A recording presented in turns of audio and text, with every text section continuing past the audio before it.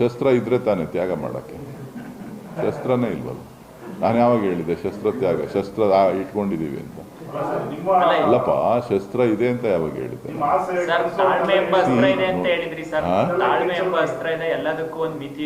ಈಗಲೂ ಹೇಳಿದ್ನಲ್ಲ ತಾಳ್ಮೆ ಇರಲಿ ಅಂತ.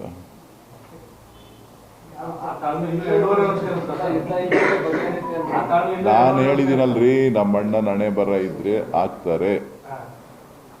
ನಮ್ಮಣ್ಣ ಹಣೆ ಬರ ಇಲ್ಲ ಅಂತ ಅಂದ್ರೆ ಯಾರೇನು ಮಾಡ್ಲಿಕ್ಕೆ ಆಗೋದಿಲ್ಲ.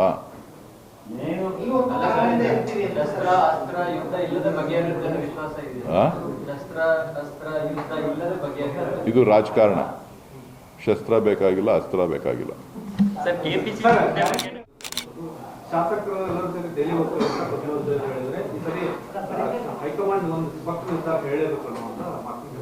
ಅದ್ರ ಬಗ್ಗೆ ನನಗೆ ಮಾಹಿತಿ ಇಲ್ಲ.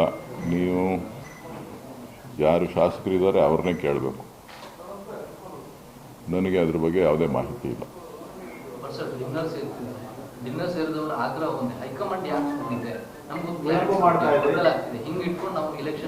ನಾನು ಊರಲ್ಲಿ ಇರಲಿಲ್ಲ, ನನಗೆ ಅದ್ರ ಬಗ್ಗೆ ಮಾಹಿತಿ ಇಲ್ಲ.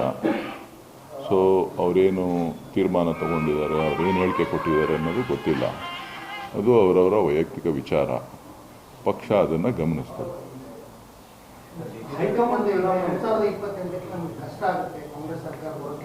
ಹೇಳಿದ್ನಲ್ಲಪ್ಪ, ನನಗೇನು ಗೊತ್ತಿಲ್ಲ. ಚುನಾವಣೆಗೆ ನಿಲ್ಲೋರಿಗೆ ಕಷ್ಟ ಆಗ್ಬೋದು, ನನಗೇನು ಕಷ್ಟ ಆಗಲ್ಲ. ಚುನಾವಣೆಗೆ ನಿಲ್ತೀವಿ ಅನ್ನೋರು ಕಷ್ಟ ಆಗ್ಬೋದು, ನಾನೇ ಚುನಾವಣೆಗೆ ನಿಲ್ಲಲ್ವಲ್ಲ, ನಾನು ಹೆಂಗೆ ಹೇಳಿ?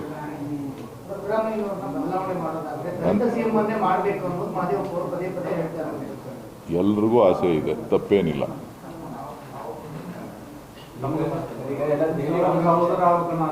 ನಾನು ಮುಂಚೆನೇ ಹೇಳಿದ್ದೀನಲ್ಲಪ್ಪ, ನಂದೇನಂತ ಹೇಳಿದ್ದೀನಲ್ಲ. ಅದೇನು ದಿನ ಹೇಳ್ಬೇಕಾ ನಾನು? ಪದೇ ಪದೇ ಏನು ಹೇಳೋವಂಥ ಅವಶ್ಯಕತೆ ಇಲ್ಲ. ನಾನು ಸ್ಪಷ್ಟಪಡಿಸಿದ್ದೀನಿ ಏನು ನಮ್ಮ ವಿಚಾರ ಏನು ಅಂತ ಹೇಳಿ. ಯಾರು ಆಕಾಂಕ್ಷಿಗಳು ಇರುವಂಥದ್ರಲ್ಲಿ ತಪ್ಪಿಲ್ಲ. ಇದೇ ಸರ್ಕಾರದಲ್ಲಿ ತಮ್ಮ ಸಹೋದರರನ್ನ ಸಿಎಂ ಪಟ್ಟಕ್ಕೆ ಕಟ್ಟೋದಕ್ಕೆ ತಮ್ಮ ಪ್ರಯತ್ನ ಹೇಗಿದೆ? ನನಗೇನು ಗೊತ್ತಿಲ್ಲಪ್ಪ. ನೀವೇನು ತೋರಿಸ್ತೀರಿ ಅದನ್ನು ನೋಡ್ತಾ ಇದ್ದೀನಿ. ಆ ಥರದ್ದೇನೂ ಇಲ್ಲ. ನನಗೆ ಶಾಸಕರ ವಿಚಾರ ನನಗೆ ಗೊತ್ತಿಲ್ಲ. ನನಗೇನಾರ ಬೊಮ್ಮೂಲ್ ವಿಚಾರ ಇದ್ದರೆ ಕೇಳಿ, ಹೇಳ್ತೀನಿ.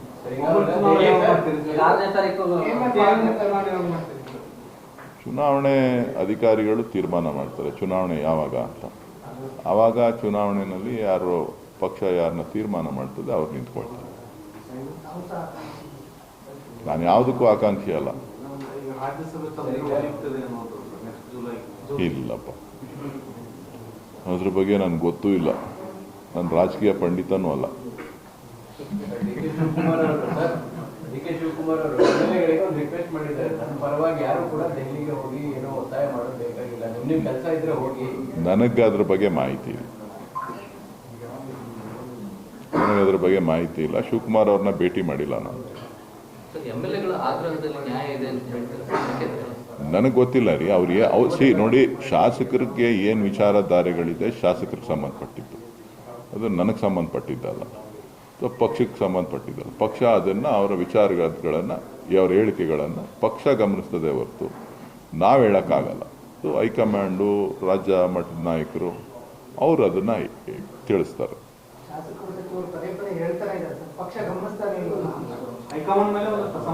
ಎಲ್ಲದೂ ತಾಳ್ಮೆ ಇರಲಿ.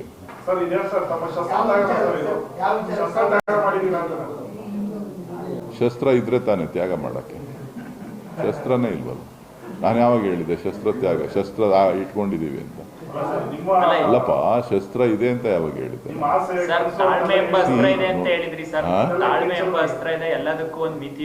ಈಗಲೂ ಹೇಳಿದ್ನಲ್ಲ ತಾಳ್ಮೆ ಇರಲಿ ಅಂತ.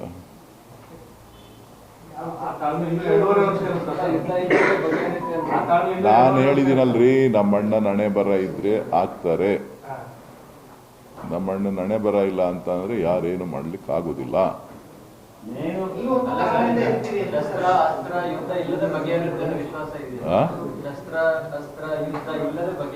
ಇದು ರಾಜಕಾರಣ.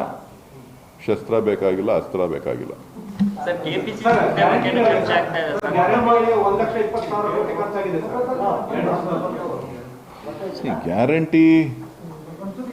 ಗ್ಯಾರಂಟಿ ಅದು ನಮ್ಮ ವಾಗ್ದಾನ,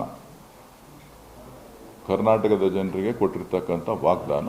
ಆ ವಾಗ್ದಾನದಂತೆ ನಡಿಬೇಕು. ಇವತ್ತು ಪಕ್ಷದ ಅಧ್ಯಕ್ಷರಿರ್ಬೋದು, ಮುಖ್ಯಮಂತ್ರಿಗಳಿರ್ಬೋದು, ನಾವೆಲ್ಲರೂ ಕೂಡ ಯಾರು ಚುನಾವಣೆಯಲ್ಲಿ ಎದುರಿಸಿದ್ರು ಎಲ್ಲರೂ ಕೂಡ ನಾವು ಗ್ಯಾರಂಟಿಗಳನ್ನು ಕೊಡ್ತೇವೆ ಅಂತೇಳಿ ನಂಬಿಕೆಯಿಂದ ಜನರಿಗೆ ಹೇಳಿದ್ದಾರೆ. ಆ ನಂಬಿಕೆಯನ್ನು ಉಳಿಸ್ಕೊಳ್ಳೋಂಥ ಕೆಲಸ ಅವ್ರು ಮಾಡಬೇಕು. ಬರ್ಡನ್ ಆಗ್ತಿದೆ ಅಂತ ಹೇಳಿದ್ದಾರೆ ಸರ್. ಬರ್ಡನ್ನಾರು ಆಗಲಿ ಏನಾದರೂ ಆಗಲಿ, ಅವರು ಹೇಳೋದಕ್ಕಿಂತ ಮುಂಚಿತವಾಗಿ ನಮ್ಮ ಮಾತುಗಳನ್ನು ಕೊಡೋದಕ್ಕಿಂತ ಮುಂಚಿತವಾಗಿ ಅದರ ಬಗ್ಗೆ ಚಿಂತನೆಗಳನ್ನು ಮಾಡಬೇಕಾಗಿತ್ತು. ಸೊ ಮಾತು ಕೊಟ್ಟಾಗಿದೆ, ಆ ಮಾತಿನಂತೆ ನಡ್ಕೋಬೇಕು. 5 ವರ್ಷಗಳ ಕಾಲ ಏನೇ ಕಷ್ಟ ಆದ್ರೂ ಕೂಡ ಆ ಗ್ಯಾರಂಟಿಗಳನ್ನು ರಾಜ್ಯದ ಜನರಿಗೆ ಕೊಡಬೇಕು. ಅದು ನಮ್ಮ ನಂಬಿಕೆ. ಸಚಿವರು ಸಿರಿವಂತರೆಲ್ಲ ಬಿಟ್ಬಿಡಿ ಅಂತ ರಿಕ್ವೆಸ್ಟ್ ಮಾಡೋ ಪರಿಸ್ಥಿತಿಗೆ ಬಂದಿದೆ. ಅದು ಬೇರೆ. ಅದು ಸಿರಿವಂತರು ತಗೋತಾ ಇದ್ರೆ ಅದು ತಪ್ಪು. ಗ್ಯಾರಂಟಿ ಯೋಜನೆಗಳು ಯಾರು ಅಸಹಾಯಕರಿದ್ದಾರೆ, ಯಾರು ಜೀವನ ನಡೆಸಲಿಕ್ಕೆ ಕಷ್ಟ ಇದೆ, ಯಾರು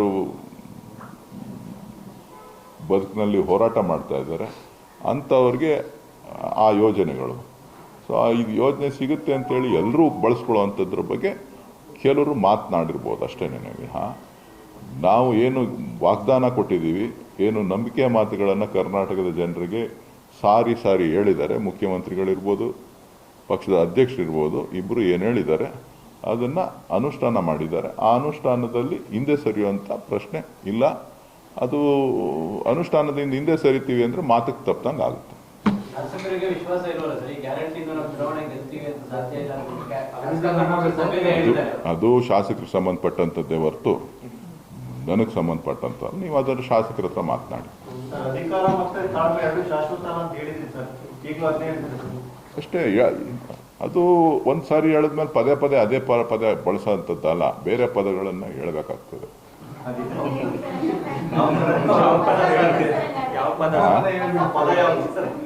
ಹೇಳ್ತೀನಿ. ಪೋಸ್ಟ್ ಯಾಕೆ ಮಾಡಲಪ್ಪ?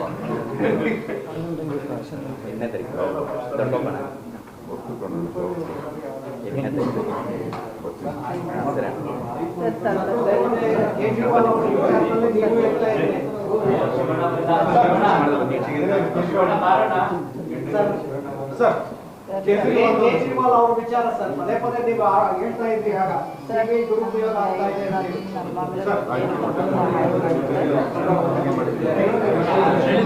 ಕೇಜ್ರಿವಾಲ್